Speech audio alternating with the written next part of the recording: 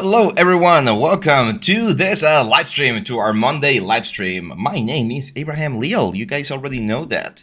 And we're ready to start. Let me just move a couple things here because I was gone for the weekend, so my stuff is a little bit all over the place. For Justin, hello my friend, how are you? Good morning, good evening, good night, good afternoon, wherever you guys are watching from. Hello everyone. Hello.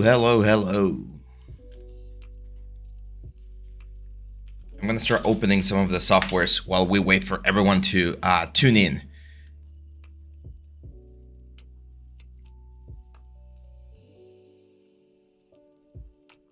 Bunty. A boom. What's up, guys?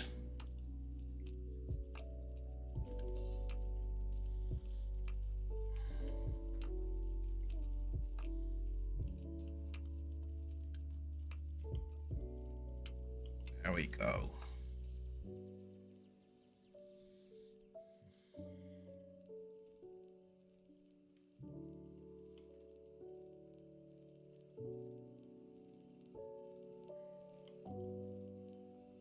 How are you doing, guys?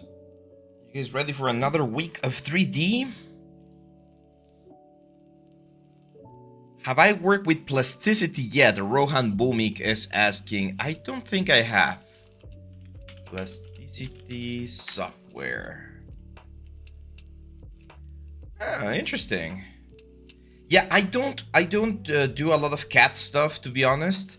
So I know like engineers tend to work a little bit more with CAD, like AutoCAD and Rhino and stuff like that.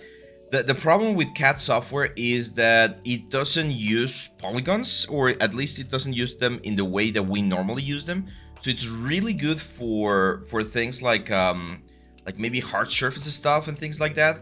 But then when you want to convert it to the things that we normally use, like UV maps and deformations and other elements, it becomes a little bit complicated. Like one of the issues we have, we generally get clients. I think I can actually show you one. Let me see if I have some stuff over here. So we usually get clients that want to do like renderings, right? Like architectural renderings. Let me see if I have something over here. So last year we worked with a very famous Mexican soccer team. And that was the issue. They sent the files of the like structure that they were working on. It's like a trophy thing. I don't think I can show you the trophy thing. But it's a team called Santos. So it's this like stadium that they have, and they're gonna be remodeling their trophy room, and they sent the files for the stadium. But when we opened them, they had worked on those files, I think in like AutoCAD or Google SketchUp or something like that. So the polygons and everything, they were not working properly, and we had to rebuild a lot of the assets because it was just a lot faster to just rebuild the assets than it was to clean them up. So that's the main issue that we sometimes face with CAD softwares. So that's why I have not used things like plasticity. However, if you can make it work, especially for things like 3D printing, I think that's a good tool. The pricing doesn't seem that bad. Like it's free, and then $99 for an indie license. So it seems fair. But no, I have not used this one. Let's see. Sorder says, "Hey Abraham, good morning. How are you and your family?" We're good. We got a little bit of the flu going on, but other than that, everything is really good. Yes, it works with nerves. Yes, and that's the thing with nerves. Like nerves are really good. I'll show you real quick here. Nerves are really good. However, they don't work in the traditional way that we normally can use things inside of the game pipeline. So you can't as easily just take like a nerve surface and bring it into ZBrush or bring it into Unreal or Unity. I imagine there might be some compatibility here and there, but more often than not, they convert those into polygons. And on that conversion, that's when you lose a little bit of the detail. But yeah, like even Maya has NURBS. Like there's a very simple exercise that I show when we're doing when I'm teaching Maya. We do a chessboard, and most of the pieces from a chessboard you can do with NURBS curves, and it's relatively fast to do it that way. The new Maya is really weird. It crashes on startup. It's a little bit annoying, but I need to teach the newest one, so I have to use it. If I could, I would stay with 2023, to be honest. But after I had to format the computer, I just downloaded Maya 2024. For some reason, like every time I start Maya, it just like gets like stuck or something. Okay. So let me open the book. The magic book that we're working on. Magic book.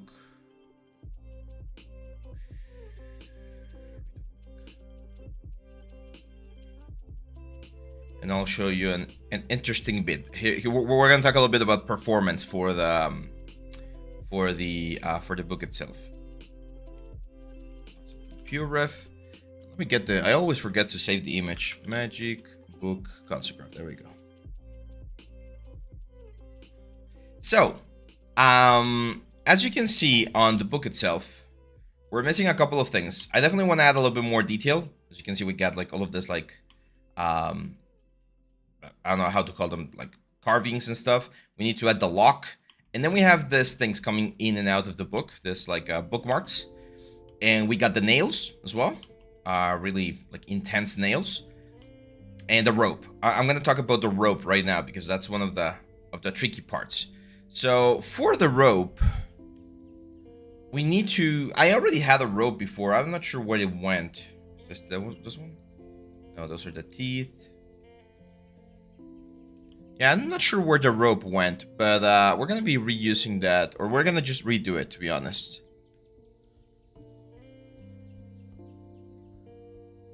Let's see. Yeah, I did update it. It's supposed to be on the newest update. It's like 2024.0.1. Like it's supposed to be like completely updated. I'll see if there's another update, but yeah, I'll probably have to delete preferences and stuff. So yeah, this is a great reference. We've been working on this one for a couple of weeks now. Really cool reference. So can we download Maya 2024? Can it work for lifetime? It should be working. Like, I mean, you can get it to work. The new course that I just finished, I did the renders with Maya 2024. So all of this renders right here, which by the way, we're getting this ready, guys. It's taking a little bit longer to upload to all of the sites. But the course is ready, and all of these renders that we see right here, all of these guys, I got them from Maya 2024. So yeah, how to create a lesson plan, Blender or ZBrush? Share your experience. I try to teach my student. It depends. First, I like to decide what are the main things that I want people to learn, and then I try to do it exercise based, or try to find a process, right? Like first step, second step, like what are the tools that they need to learn, and then I start teaching the things that or I start doing the character or the prop or whatever. This next week, Sharma, we're gonna have our portfolio review. Okay, so next week is gonna be a portfolio review. Okay, so let's do the rope real quick. So for the rope, we need a curve. I'm gonna go to create, and I'm gonna go to curve tools. And I'm gonna create to NURBS primitives. And I'm gonna create a circle. And the reason why I want to create this circle is because it's gonna be a little bit easier to make the rope like really fall into place. I'm gonna go to the top view here. And you can see it goes like across the character, like roughly around there. I'm gonna grab the control vertex of the curve, and I'm gonna start like modifying them so that they match or are a little bit closer to the surface of the book, right? Like I want this thing to be a little bit more square. I'm gonna show you a tool in just a second that's really good for this as well. So we can do this right here. If we go to the front view, we know that these points are gonna be higher up. These points are gonna be lower down, like right around there. There we go. So as you can see, that gives us an interesting like approximation of what we want. But we need a couple more points to make the rope feel like it's actually like binding or holding the book together. So what I'm going to do is I'm going to use a tool that's called Rebuild Curve. By default, all of the curves that we have here instead of ZBrush, my god, I don't even know what I'm doing now. All of the curves that we have here instead of Maya are made out of this splines, right? This points. And right now, by default, this curve has 8 points, I think, or 8 or 10 points. So if I grab this curve and I go to curves and I go to the rebuild curve option all the way down here, you can actually rebuild the number of like elements that we want, and we can be like, hey, you know what? Like, give me 16, for instance. I hit apply. And what that's going to do is it's going to give me more points, as you can see right here. And more points means more control, right? So now, if we get out of isolation mode, we should be able to go to top view. And since we have more points should allow us to push the rope, or what's going to be the rope, and get it really, really, really close to the character, so that it looks like it's really like holding it tight. One of the tricky things about this type of surfaces is that sometimes it doesn't feel like it's actually holding the object that we're like going around. So by adding more points, we should have more control to kind of like tense the rope or tense the cord and make it seem like it's actually like stretching across the character. So for instance, that point right there, I'm gonna push it on top of the lip, so that it looks like the lip is actually like tensing the whole thing. We can grab all of this, guys, for instance, and just scale them in a little bit, and see how now this looks a lot nicer, a lot cleaner, because it should look like it's actually like pushing the rope with the contour of the book. Now that we have this doesn't mean that we're finished, but now that we have this, we can the new course is on Udemy? Nah. Is it? Oh, I'm really excited. That's the case. Because I don't upload the courses, so that's why I don't know when they are gonna be available. But maybe it is already available. Let's see. Oh, it has to be around here somewhere. Sometimes it doesn't show on the first pages because it's new and there's no students. There we go. It's here, guys. There you go. So it's right here. If you guys want to get it already, then go for it. It's here in Udemy. It's going to be on the other sites very, very soon. But yeah, like I don't think I show you this shot, but on this course, I actually do 2 versions of the character. One I call the exploration mode, and the other one it's the combat mode. So it's these two images right here. And this is volume 1, by the way. So this course we're going to be doing, or I'm going to be doing volume 2. I think it's going to be on June. I think it's going to be June. So we're going to go over retopology, and we're going to go over checkstring, similar to what we did with the fantasy character. But then with this one, I do want to do volume 3, which is going to be rigging and animation, which is going to be really, really cool. We're going to be doing like this whole like armor, like building up and just going and stuff like that. So yeah, it's here, and I'll let you guys know as soon as it's on the other sites as well. Cool. Thank you, man. Thank you for letting me know. I didn't know it was already there. They're probably working on it right now, to be honest. Give me 1 second.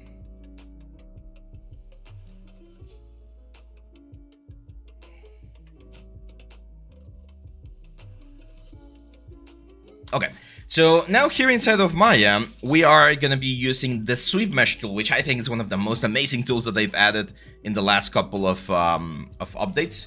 They added this, I think it was 2022 when they added the sweep mesh tool. It's very easy. It's just this guy right here. And what the sweep mesh does, as you can see right here, is it creates an extrusion along the curve. It was possible to do this before the sweep mesh, but it was a little bit more complicated, I would say. Not super difficult, but just a little bit more complicated. And the cool thing about this thing is, what's the word? It's interactive. So at any point, we can modify things such as the scale and stuff. And the curve that is creating this sweep mesh, we can actually keep on modifying to make sure that this again looks a little bit tenser, right? Like this is the secret to a good rope. We want to make sure that the rope looks tense and not like loose. It's very common when we're doing like belts and things like that for them to look a little bit a little bit loose. So I'm gonna grab this vertices and just start pushing this thing so that it really looks like it's holding. Even if there's a little bit of overlap, I'd rather have a little bit of overlap than make the whole rope look like it's weak. Like this curvature right there, that's a little bit weak. So I'm gonna grab this point, all of these points, and just tweak them a little bit so it's a lot straighter. Same thing here, like you can see there's like this guy right here, there's a little bit of a thing going up. It should be like really, really straight, because right now the thing that's tensioning this thing the most is the nose. So we need to make sure that it looks as nice as possible.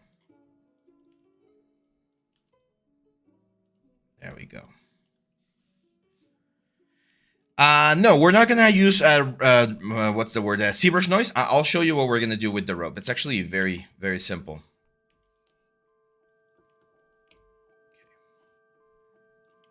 I think I'm gonna push the rope on the nose just a tad bit higher. And we need to be very mindful about how many divisions we want the rope to have. Because as you can see, we have quite a bit of divisions already. Like this rope is 896 triangles high in regards to the amount of poly count. And it's not bad, right? It's games nowadays, they can handle a lot of triangles, but we don't want to go like overboard. So I can increase the precision a little bit to make this thing look a little bit nicer, but keep in mind that that's going to increase the triangles as well. So you can see we went from 700 to like 2000. That's quite a bit of an increase. It's definitely looking a lot nicer. Like the curvature is looking way, way nicer, but just be mindful that those sort of things can change like how we see it. So I'm gonna use this option called optimize, which will remove some of the edge loops that we don't need, especially on areas where the distance is really straight. And that should allow me to increase the precision a little bit more, giving me tighter corners, a nicer loop right there, without actually adding too much information. There we go. That looks nice. Now, here's the trick that I'm going to show you. When we exported the book to Substance, we gave this the M Magic Book shader. So I'm going to grab this rope and I'm going to make this, or I'm going to assign the Magic Book shader as well. Remember that we're not bringing the this merge right here. We're bringing the retopo. So this is the one that we took along with the teeth, which should be right around there. There we go. So we brought the teeth, which should have the magic book thing as well. There we go. So it's the teeth, the book, and the rope. Now, if we see the rope UV, this is the one thing that I love about the sweep mesh. Look at this. It's a super, super, super pretty UV. Like this is exactly what we want for a rope because it's completely straight. So if we add a pattern texture on this thing, it's going to look like a rope. So the only thing I need to do now is I need to find a place for that rope to live inside the UVs of our book without having any issues with the book. Like we do not, and I repeat, we do not want to move the book, because if we move the book, we are gonna destroy all of the things that we did right here. Ideally, we will do all of the UVs and everything before doing this. However, in this particular case, I didn't follow that rule. So what I'm gonna do here is I'm gonna make the UV a little bit smaller. I'm gonna rotate it around and I'm gonna position it like down here. As you can see right here, we have a little bit of space. It's not touching other islands, so it's perfectly fine. Yes, we're gonna have a little bit lower resolution, but it shouldn't be that bad. And that way I can export this without affecting the UVs. And here's how we're gonna export. We just grab all of the things again. We say File, Export Selection. And if we go to our assets and we go to our magic book, where's magic book? We got the bakes, we got this magic book. I'm gonna call this magic book _ B2. So it's the second version of our magic book. And if we go in here, we can go edit and we can say project configuration, and we select the file. And we're now gonna select the new file, which is gonna be the magic book version 2. Hit open. So now if we do this and we hit OK, as you can see, we're gonna get the rope inside of Substance, and technically all of the texture should be there. Why? Because we didn't change anything on the what's the word, on the element, right? Like where we just like replace this, and all of the paints that we did, all of the UVs, they should be exactly the same. And that's how we get this thing. Let's see, for ZBrush Learn Anatomy, is it compulsory? Yes, it's like super important, super important. Anatomy is one of the most important things if you want to be a character artist. I've mentioned this before, but I was, you know how life is really tricky and Sometimes you do something and you don't know if that's going to be helpful later on. I went to medicine school for 1 year. I was going to be a doctor initially. When I graduated high school, I went to medicine school, and then I realized that that's not what I wanted to do with my life, and I changed careers to games and 3D making. But that year that I went to med school, all of the anatomy that I learned there helped me so much when I had to learn about anatomy and drawing and sculpting. So yes, it's definitely gonna be important for you to know it as well. Durvankur, Sci-Fi Character Creation Volume 2 will be game character. Yes, it will be game character. We actually use a little bit of Unreal Engine 5 for this course right here. I teach you guys how to do a render scene. In case you don't want to do the renders instead of Maya, you can do the renders instead of Unreal. Let me show you real quick. So there we go. So that's the project. This project is not included on the files because it's very heavy, but I do include a lot of the things that you need to generate the render from Unreal. So yeah, eventually the character is gonna be inside of Unreal. And later, I think Volume 4 maybe, depending on how well this course sells, Volume 4, I would like to do some like animation inside of Unreal with like effects and stuff like that. Proportions is better than anatomy. I mean, yes, because you don't need to know all of the muscles to have like a good proportion character. However, I do think that they're both really important. Proportions are easier to learn than anatomy because it's just some very simple rules that you need to understand. But once you know that, it is, I think, very important that you understand topology as well. Okay, so I'm gonna go to the bakes here because one thing that we need to do is we do need to bake the ambient. Oh, actually, we don't need to bake it. I was gonna say we need to bake it, but we really don't. So I'm gonna look for rope. I don't think we have a rope. However, and here's where we're paying for your software really comes in handy. If you have access to Substance Library, your 3D assets folder, there are rope materials. So as you can see, we have this rope, old rope, manila, stylized rope, copper rope, steel rope. There's like several ropes that we can use for our element. In this case, since we're doing stylized, I think this stylized rope manila looks interesting. So I'm gonna download this one. And then we're gonna drag and drop this into our shelf.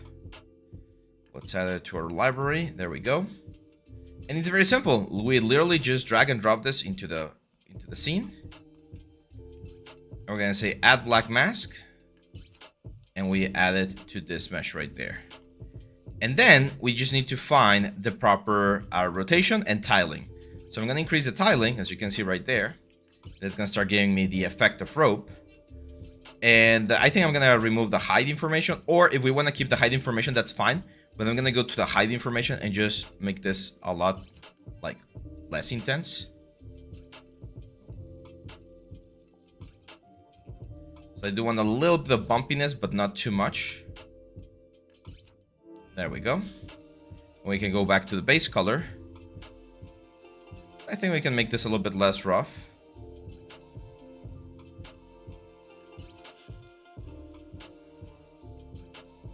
And let's make it a lot lighter.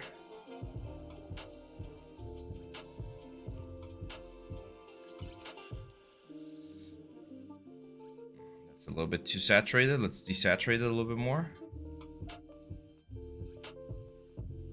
There we go. I think I added too many rope density, so let's go to low rope density. There we go. Much better. Maybe the tiling is a little bit high, so let's go to like 20, because we just want to be able to see a little bit of the rope effect. That looks good. Yeah, so as you can see, by doing that, we get a very nice rope on our book, and we really didn't affect anything on the other things. Now,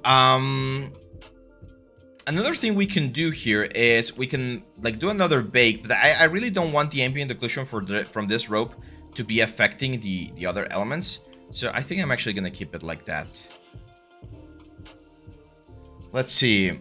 The current price will be the lowest price of the new course? No, I don't think so. I think we are going to have the sale, but I have not been notified when the sale is going to be over or on. So if you guys want to wait just a couple of hours or maybe for tomorrow, it should be ready, okay? Paras says, hey Abraham, can you please make a video or live stream or what are primary forms and tertiary forms? Yeah, I can show you right now. So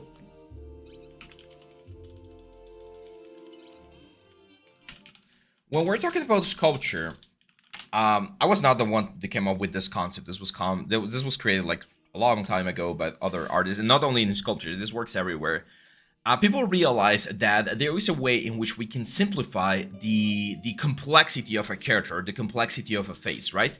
So one of the things that we normally do is we do this sort of like planar studies of our faces, which is where is the depth of the face, where is the sharpness of the face, what's the shadow, how the shadows behave with the face.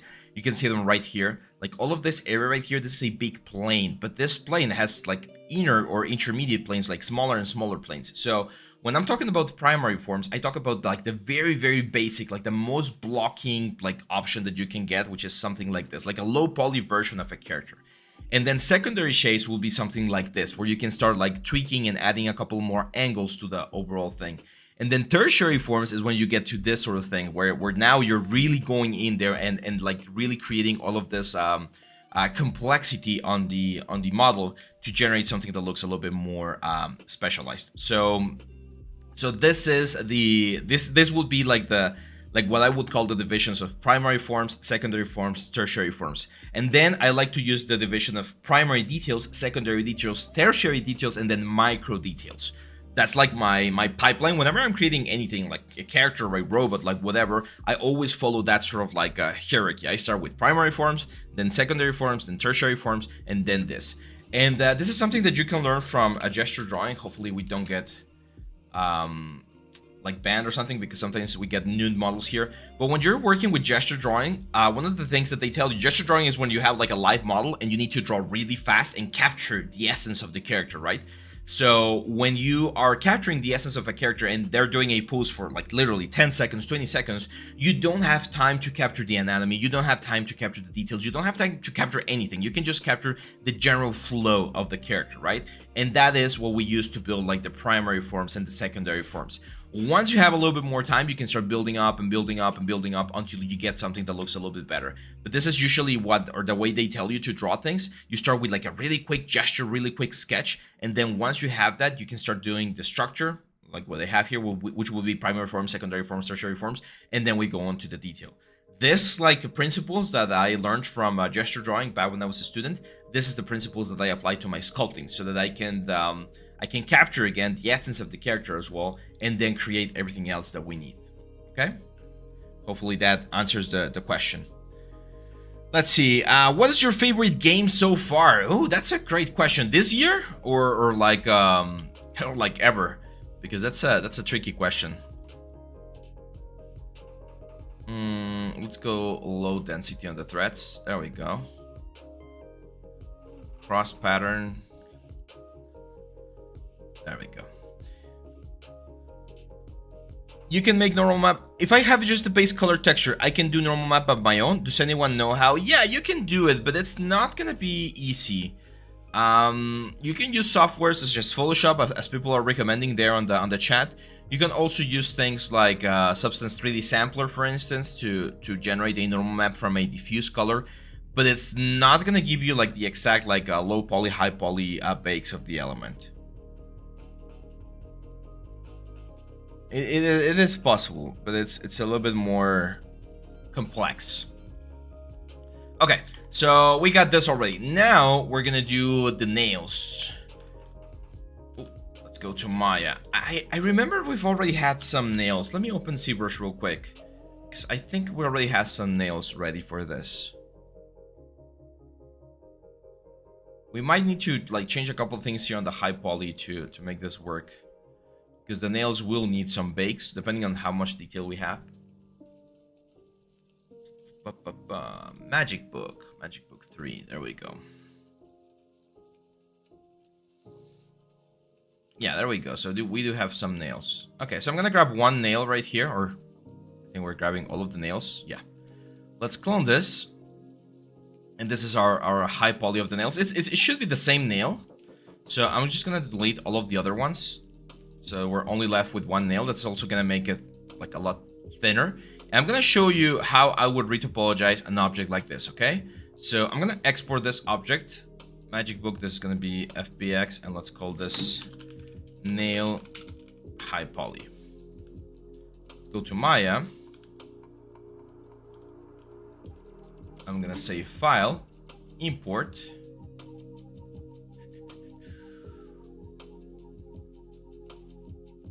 Where is it? Assets, Magic Book, nail. There we go. So since we are gonna need to do bakes, but I don't want the bakes to affect the book, we're gonna do something called an explosive view or an explosion view, where you separated the assets into areas where they're not gonna be affecting each other, so that you can texture them like normally, nicely, and then they're not gonna be contaminating their stuff. This is one way to do it. There's a more like traditional way, which is using like naming conventions, but as you can see here, I don't have the naming conventions. So I'm gonna move this thing to the side because we're eventually gonna be doing a bake for that thing. I'm gonna say delete history because we don't need this curve anymore. And then this is the nail right here. As you can see, it's got a weird effect. So I'm gonna center the pivot point. I'm gonna scale it up, even though that was not the usual scale. I think that the number was 10. Yeah, there we go. And then I'm gonna try to make this as straight as possible. And again, I'm gonna move it to the side. This is one of the things that I would do if I have an object that I need to stabilize. I would do something like this.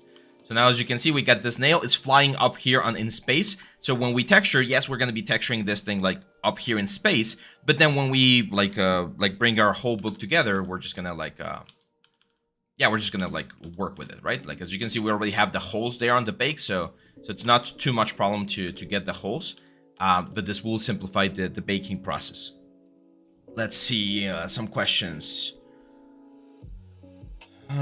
You prefer render in Arnold or V-Ray? I haven't used V-Ray before. I've used V-Ray back in the day. Again, when I was a student.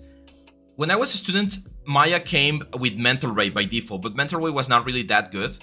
And most of the computers at school had V-Ray, so a lot of studios use V-Ray.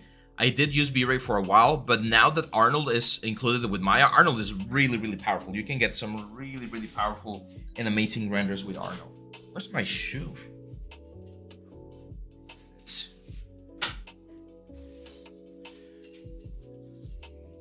Hello, sir. Not Abby. Welcome, Abby, or not Abby. Welcome to the stream. So over here, I'm gonna grab this guy, and I want to make this retopology super fast, right? Like super fast. So I'm just gonna start with a cylinder. I'm gonna bring this up right here. 20 sides is a little bit too much, to be honest. So I'm gonna go 12 sides. There we go.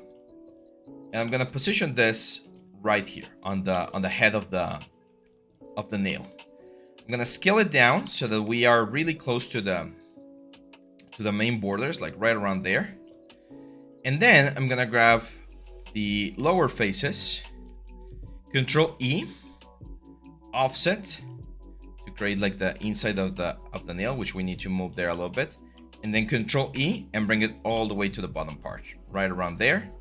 Scale it down a little bit, and then Control E again, and that's gonna be it. So as you can see with this, we're pretty much capturing the silhouette of the nail. Technically, we could do a bake like this, but it's gonna be horrible. So I'm gonna show you another trick that's really, really cool. I'm gonna grab the high poly, I'm gonna make it a live surface, and then I'm gonna grab this guy right here, and we're gonna use mesh conform. We're gonna be using a long normals, and it's gonna be 0.001, and hit apply. And what that will do, as you can see, is it will try to match the points closest to the normals. In this case, didn't really do a great job, so let's move this down there a little bit. There we go. And now I'm gonna grab all of this like upper ones and push them out there. There we go.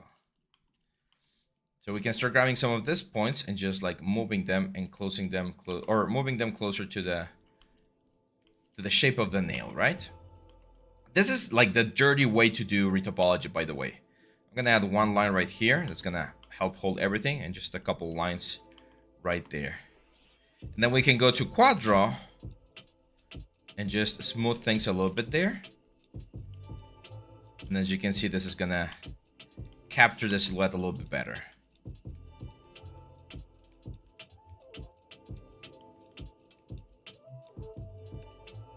Let's see. Yeah, that looks good. Now, if we want to add a little bit more detail, we could bevel these edges, for instance. And of course, extra geometry will mean cleaner silhouettes.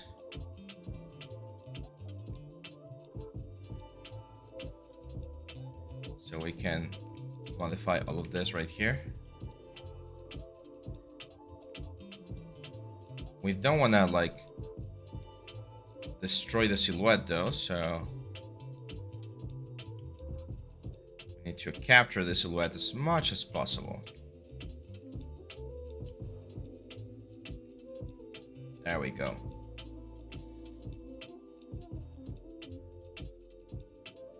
Says, hello teacher, how was your day? So happy to see you live again, sir. Thank you. So far the day's just starting for me. It's quite early over here. It's like 10 a.m. So the day is just starting, but the weekend was really nice. Really cool weekend, to be honest. And this week Tears of the Kingdom is releasing. I'm really hyped about that one.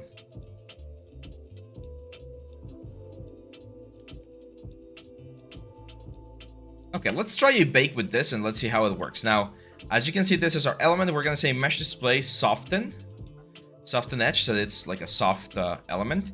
And we of course need to get a UV. So I'm just gonna cut here.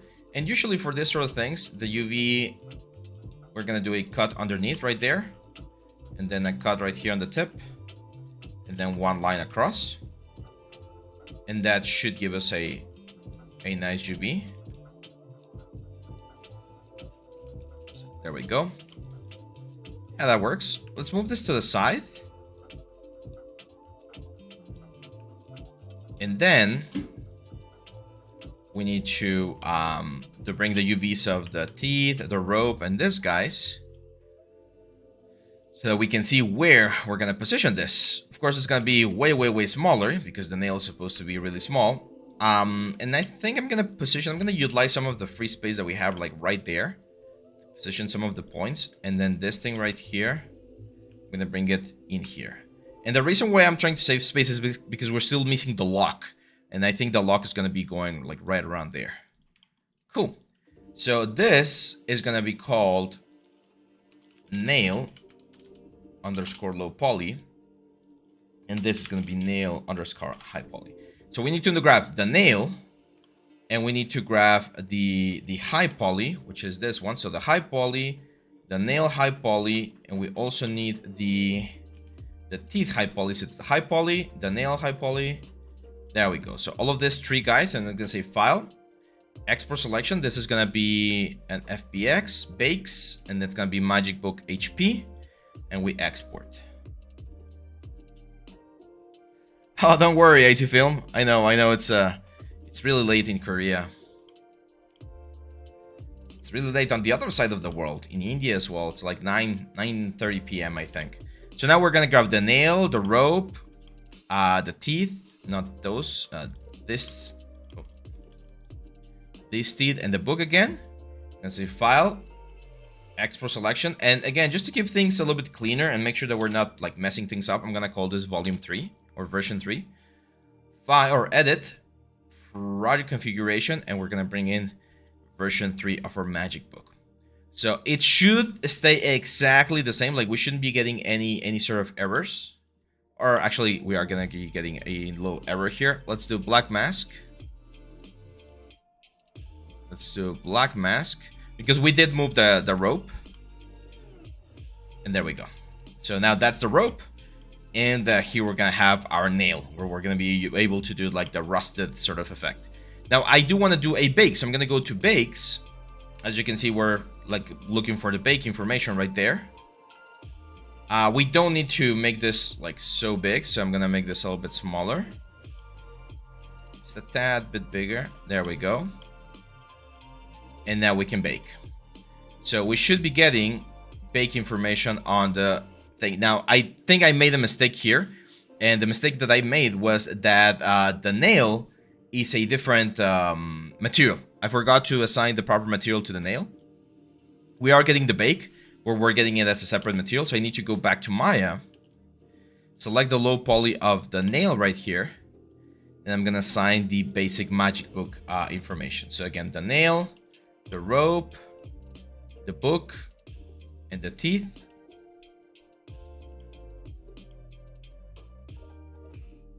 File, export selection, magic book version 3.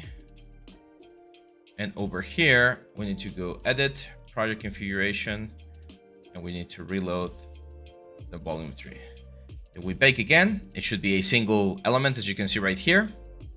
There we go.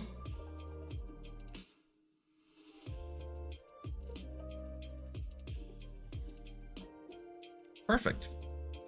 Now we go back to paint mode, and all of our textures should be here. Like, we shouldn't be losing anything because we didn't change the maps. What is going on here? Wait. What did we miss? Seems like we missed our ID map.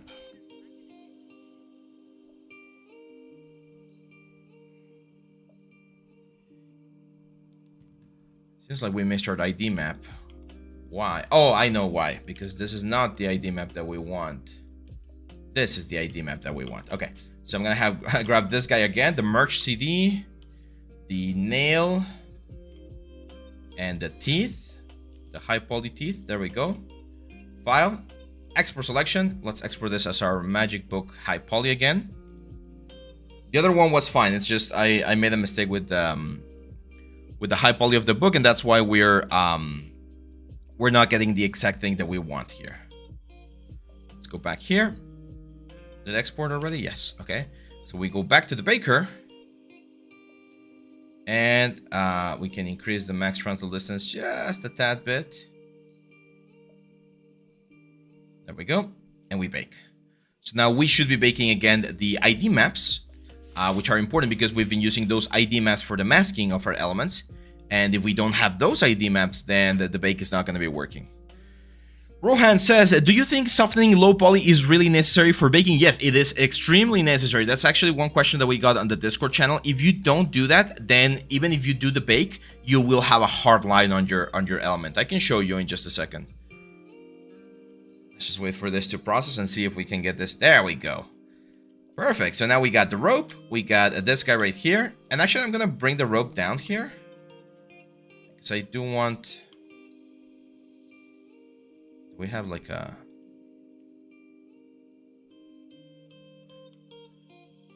I want this light to affect it a little bit. Just a little bit. There we go. The nail is working or looking very nice. And now we can just add like a... I don't know. Let's add a material. Like an iron raw. I'm gonna Control G. And then add a black mask. Object mode, select the nail, and there we go. Here we can play around with this element and change the way it looks. On the reference, you can see that the nails are really dark, so I'm gonna go quite darker on the metal here, and I'm gonna start bringing the roughness a little bit higher, so it's a little bit like flatter, way more like matte. There we go. Yeah, not bad. The bamboo, I think, is a little bit like light, so I'm gonna bring it a couple of tones down. There we go. And yeah, that's pretty much it.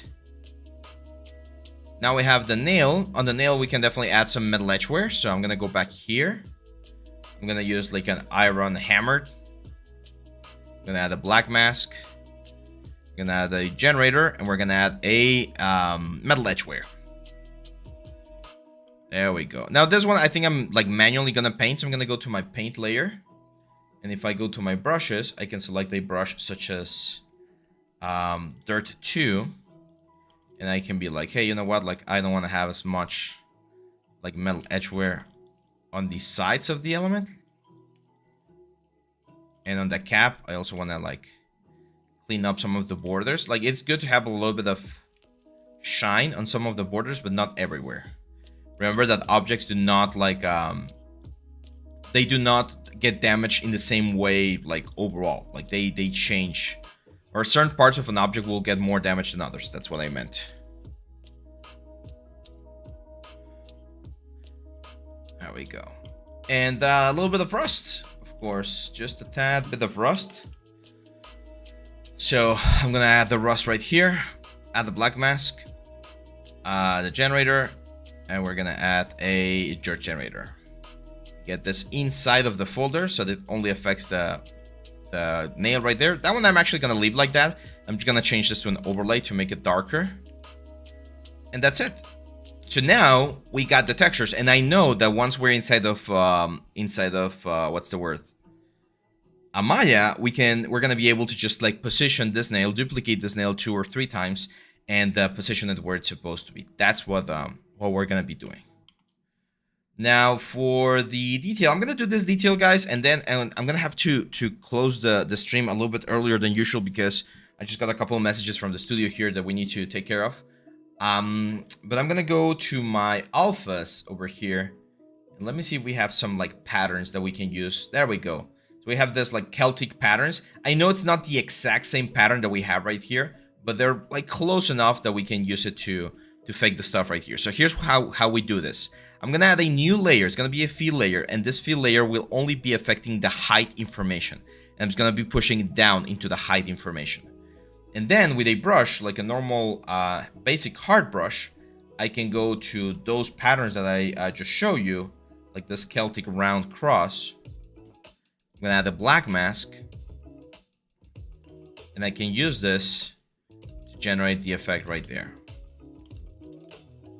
Right, so now I'm using a weird brush. Let's go back to basic hard, and then again our Celtic round. And as you can see, this is gonna work pretty much like an stencil. So I'm gonna be able to go right there. I'm gonna try to, let's do like another one right here, and then here on the inside. There we go. So that's the kind of like detail. I know it's not the exact same detail, but it should give us a fairly like good look. For instance, here I'm gonna do one right there, and another one right here.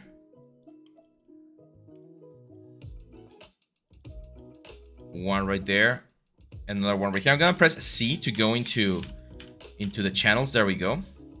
And then, since this is a mask at the end of the day, we can we can grab our brush again, and then press X to erase them from this areas. And that way we're left only with the pattern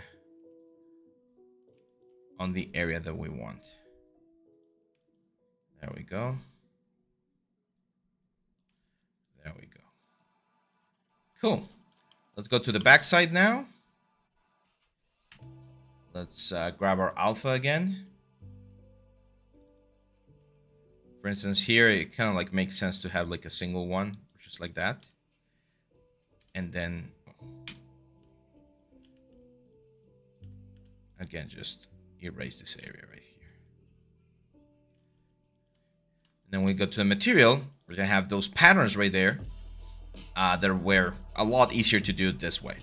Now, what we can do here to make this a little bit nicer, I'm gonna turn on color on, and I'm gonna go for like a dark color, something like this. I'm definitely gonna change this to overlay and play around with the intensity of the color to make it pop a little bit more without actually like making a huge mess out of it. Yes, metal edgeware will also be a good idea here. So yeah, my friends, again, I'm really sorry, but I'm getting some urgent messages from the studio right now, so I'm gonna have to go right now. But I'm gonna be back tomorrow. There's gonna be a video here on the channel. It's probably gonna be the promo video for our course, our newest course, which is gonna be released. We do have portfolio review this weekend, so if you want to submit your portfolio for portfolio review, make sure to jump onto the Discord channel. Make sure to go to Google Drive and submit your stuff over there if you don't have Discord.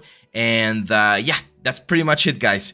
Thank you very much for being here. Thank you to all of the people that were on the stream. We'll have more streams during the week as well. I'm gonna make up for it because I know that this was really short. So yeah, that's it, my friends. I wish you a really good day.